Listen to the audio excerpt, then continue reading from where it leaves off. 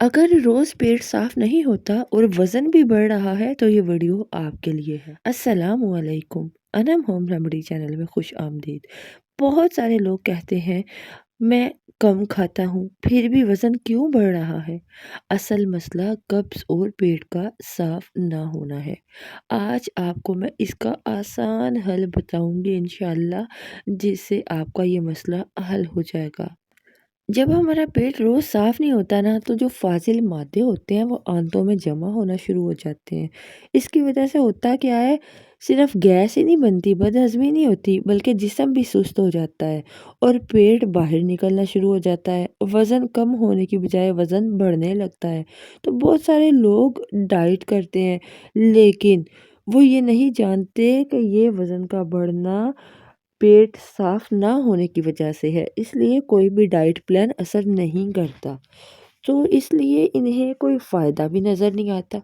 ये जो नुस्ख़ा मैं आपको बताने जा रही हूँ ना, ये कोई नई या महँगी चीज़ नहीं है, बल्कि एक पुराना आज़मूदा घरेलू तरीका है। बहुत सारी ख़वातीन और मर्द इससे फ़ायदा उठा चुके हैं, लेकिन शर्त है इसकी एक, वो ये है कि आपको तरीका सही पता होना चाहिए और बाकायदगी इसमें होना बहुत ज़रूरी है। इस नुस्खे को बनाने के लिए आपको सिर्फ 3 चीज़ों की ज़रूरत है। 1 चम्मच इसबगोल, आधा कप आपको चाहिए सादा दही और 1 गिलास नीम गर्म पानी। तीनों चीज़ें आम सी हैं, लेकिन जब सही तरीके से इस्तेमाल की जाए ना, तो पेट की सफाई में बहुत हेल्प करती हैं। रात को सोने से पहले आप 1 प्याली में आधा कप दही ले लीजिए। इसमें 1 चम्मच इसबगोल डालें और अच्छी तरह से मिक्स कर लीजिए। इसके फ़ौरन बाद ही आपने 1 गिलास नीम गर्म पानी पीना है।